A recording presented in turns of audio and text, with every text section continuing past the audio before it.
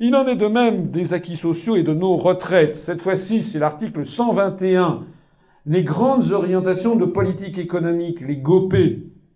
Je suis désolé de vous asséner tous ces articles, mais vous êtes ici pour connaître la vérité. C'est comme si vous allez voir un bon médecin qui vous fait le bon diagnostic. Parfois, ça n'est pas agréable. Mais ici, c'est la vérité. C'est pas les slogans des préaux d'école. D'ailleurs, ils ne vont même plus dans les préaux d'école.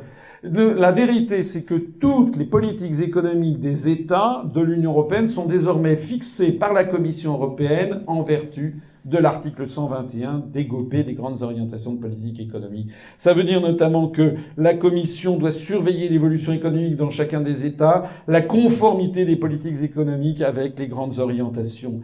C'est ça que la Commission peut adresser un avertissement aux États membres concernés pour leur dire vous devez faire telle politique économique que nous avons décidée. Voilà. Alors, je le précise souvent, c'était un exemple, mais qui a beaucoup frappé les gens qui ont vu cette conférence, c'est que la personne qui a dirigé la France, l'une des vraies personnes qui a dirigé la France pendant les années 2000, c'est ce monsieur. Monsieur s'appelle monsieur Klaus Regling. Il est d'ailleurs maintenant, il a quitté ses fonctions, il est à la tête du FESF, le Fonds européen de solidarité financière. C'est un fonctionnaire allemand. Pourquoi je dis que c'est lui qui a largement dirigé la France? C'est pas du tout Chirac, c'est pas Jospin, c'est pas Villepin, c'est pas comment s'appelle-t-il, Raffarin, c'est pas Fillon, c'est pas Sarkozy. C'est lui parce qu'il était, lui et puis les gens de la direction de la Commission, il a été pendant de nombreuses années le directeur général des affaires économiques à la Commission, une des personnes essentielles à avoir fixé le cadre de l'activité politique en France.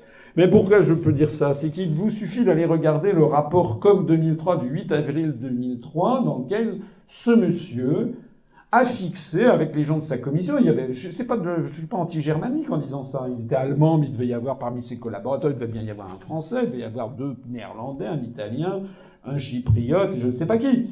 La question n'est pas là, c'est que ce sont des gens qui ne sont pas élus, qui ne parlent absolument pas au nom du peuple français, et qui prennent des décisions d'une importance phénoménale, puisque ce sont tous les cadrages politiques et économiques, au nom des traités européens sans aucune légitimité. Alors qu'est-ce qu'ils avaient décidé? Qu'est-ce qu'avait décidé M. Regling?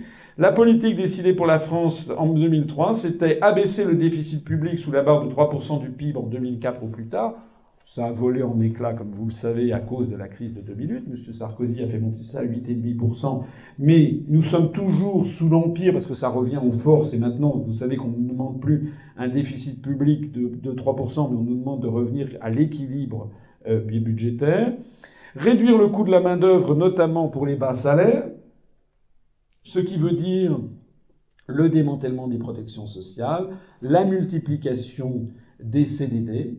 Vous avez vu, vous allez voir dans les mois qui viennent que M. Hollande va probablement être obligé de supprimer le concept même de CDI.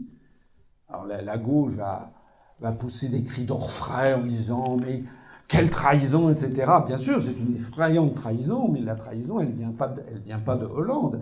Elle vient du fait que Hollande est un menteur, comme Sarkozy, comme tous, puisqu'ils ne disent pas qui décide. Ceux qui décident, c'est là que ça se passe. Personne ne vous en parle. De réformer le marché du travail en simplifiant la protection de l'emploi et en imposant des schémas d'emploi et de carrière plus flexibles. Vous savez ce que ça veut dire, simplifier la protection de l'emploi en langue européiste? Ça veut dire justement supprimer les CDI. Ça veut dire aussi, un des derniers scoops que voulait faire M. Fillon, c'était qu'il voulait, dans les derniers temps, là, il avait envisagé de faire des contrats de travail, des CDD à temps partiel de 7 heures par semaine. C'est le retour à des travaux ancillaires, domestiques, quasiment du servage, quasiment traiter les gens comme une variable d'ajustement. Enfin, on revient sur tous les acquis sociaux obtenus par nos parents, nos grands-parents et nos aïeux au cours du 19e et 20e siècle. Voilà. Le 4e point, réformer complètement notre système de retraite. Le 5e point, élever l'âge effectif de la retraite. C'est Bruxelles qui l'exige. C'est déjà passé à 67 ans en Allemagne avec objectif 70 ans. Ça nous a été fixé à nous aussi. Donc M. Hollande a été élu en disant qu'il va baisser la retraite à 60 ans. Il a fait un truc, une espèce de face-saving device, un petit truc qui ne s'applique qu'à quelques dizaines de milliers de personnes.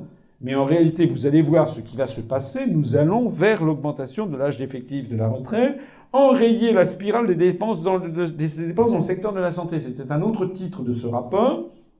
C'est la raison pour laquelle, à peu près tous les 6 mois, nous avons vu qu'il y avait des médicaments qui étaient déremboursés par l'État, par la sécurité sociale. C'est la mise en œuvre de ces réformes. Le point numéro 7, mettre en concurrence les marchés de l'énergie, notamment gaz et électricité. C'est ce que je vous disais tout à l'heure.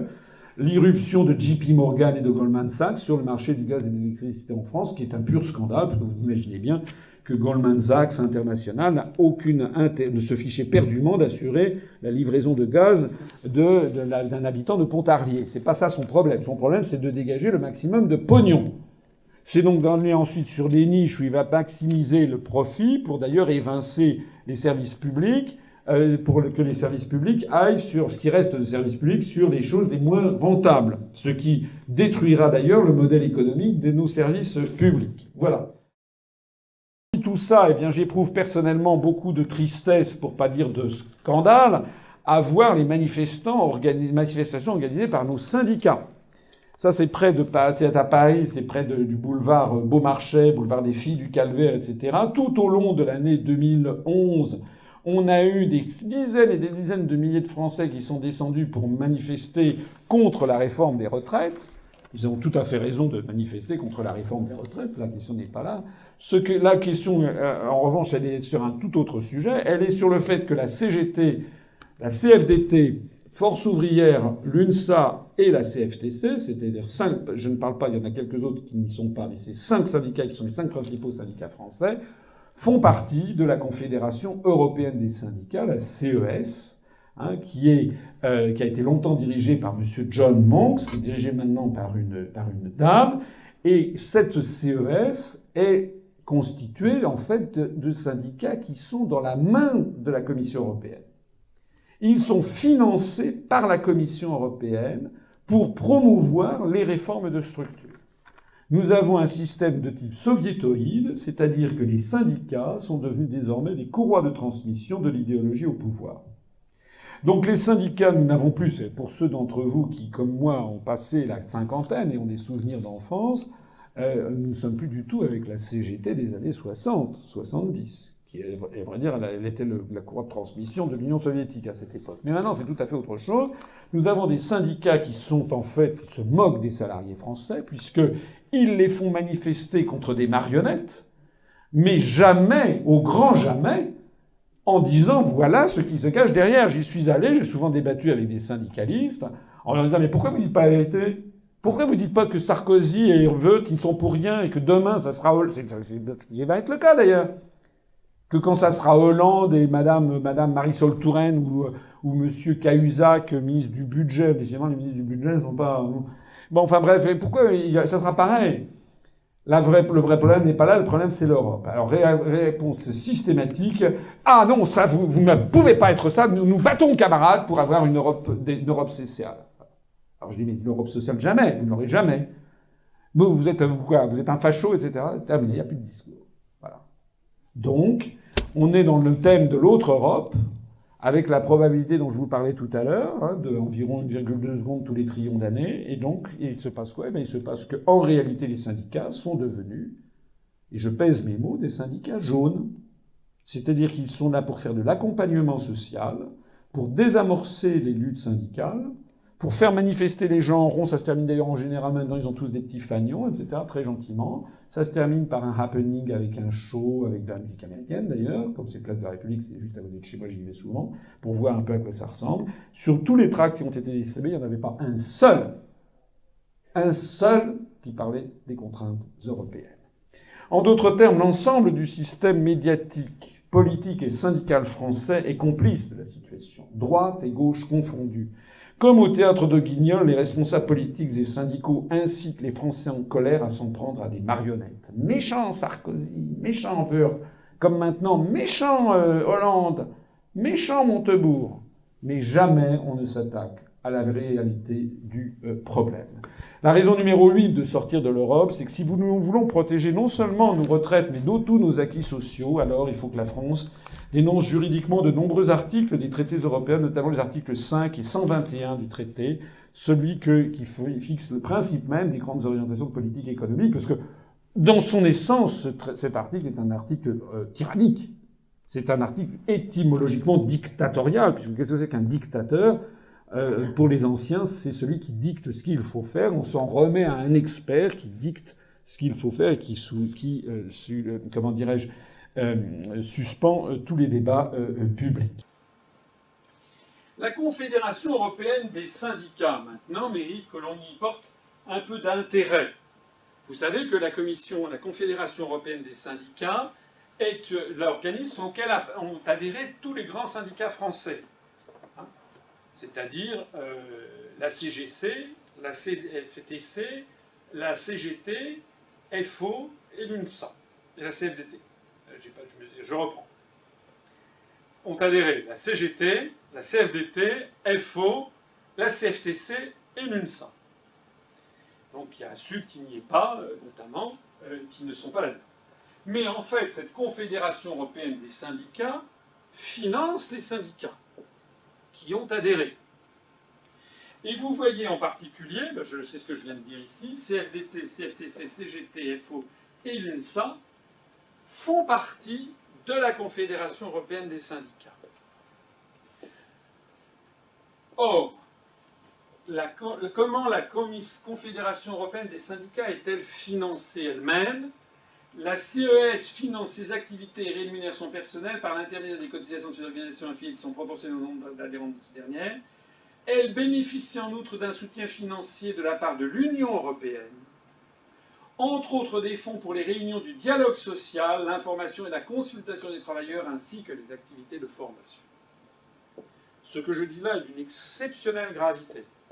Cela signifie que les grands syndicats français sont financés par la Confédération européenne des syndicats pour une partie significative de leurs activités, que la Confédération européenne des syndicats dit à la CGT, à FO, à la CFDT, voilà ce qu'il faut que vous disiez à vos adhérents, et que ce que dit la Confédération européenne des syndicats, c'est la porte-parole de l'Union européenne, donc de la Commission.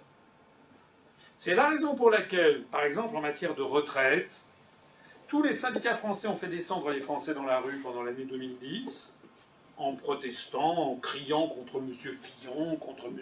Woerth, contre M. Sarkozy, salaud, etc. Mais en cachant toujours la vérité aux Français, c'est que M. Sarkozy, M. Fillon, M. Woerth n'étaient que des marionnettes appliquant les décisions de Bruxelles. Et donc, lorsqu'ils ont fait tourner les Français en rond pendant des mois et des mois, ils ont dit, bon, maintenant, il faut négocier, et puis qu'est-ce qui s'est passé? Rien. Donc le rôle maintenant des syndicats, je pèse mes mots, sont devenus, tous les syndicats français qui sont à la CES, sont devenus ce que l'on appelait jadis des syndicats jaunes. C'est-à-dire qu'ils sont de la même façon, c'est ce qui était apparu à la fin du XIXe siècle avec les syndicats jaunes, qui étaient des syndicats qui étaient financés par les patronats pour faire semblant de s'opposer à eux, mais pour au bout du compte noyer le poisson. Eh bien nous avons ce système qui a été institutionnalisé au niveau européen. C'est la raison d'ailleurs pour laquelle beaucoup de salariés français sont désespérés. Nous avons à l'Union populaire républicaine des syndicalistes qui sont désespérés de voir à quel point la centrale parisienne, après faire semblant de s'être battue contre elle, finalement écrase tout. Est-ce que c'est vrai ou est-ce que c'est pas vrai ce que je dis? C'est la vérité. Donc nous avons en réalité un système d'entière prévarication des syndicats. C'est d'ailleurs la raison aussi pour laquelle, dans le cadre du programme que j'ai présenté, eh bien, nous interdirons, pour ce qui nous concerne, que les syndicats français puissent être financés par des structures multinationales ou étrangères, quitte d'ailleurs à ce que l'État finance lui-même les syndicats français, parce qu'un syndicat, moi je ne suis pas du tout anti-syndicaliste, au contraire, je pense qu'un syndicat a son rôle de contre-pouvoir dans une société démocratique moderne, c'est même très important, c'est d'ailleurs justement ce dont pâtit actuellement la société française. Si les Français sont à ce point désespérés, c'est justement parce qu'ils ont le sentiment de ne plus être défendus jusqu'au bout et par des gens qui partageaient leur combat, comme ça pouvait être le cas naguère et même jadis. Je signale au passage, en illustration de ce que j'ai dit, que la Confédération européenne des syndicats a participé, par exemple, au rapport Europe 2020 publié par la Commission européenne le 28 octobre 2010. Et qu'est-ce que l'on observe dans ce rapport? Dans l'ensemble, voilà ce qu'on lit. Dans l'ensemble, les partenaires sociaux européens, CES, Business Europe, CEP, UEAPME, ça veut dire CES, donc ce sont les syndicats de salariés. Business Europe, c'est l'équivalent du MEDEF au niveau européen. L'UEAPPME, c'est l'équivalent de la CGPME au niveau européen. Donc dans l'ensemble, les partenaires sociaux européens ont approuvé la stratégie Europe 2020, la réforme de la gouvernance économique et l'idée d'une relance du marché unique. Ça veut donc dire que la CES, à laquelle appartient, j'insiste encore une fois, la CGT, la CFDT, etc., soutient les réformes indispensables dites de gouvernance économique. Tous sont convenus de la nécessité de coopérer pour appliquer la stratégie Europe 2020. C'est pour ça d'ailleurs que dans cette société française actuelle qui va si mal, vous n'avez plus aucun corps intermédiaire qui soit là pour s'opposer à ce qui se passe. Et que les syndicats font de l'accompagnement de mesures, en faisant un petit peu mousser certaines critiques, parce que quand même ils ne peuvent pas dire que tout ce qui se passe est bien, mais en les neutralisant.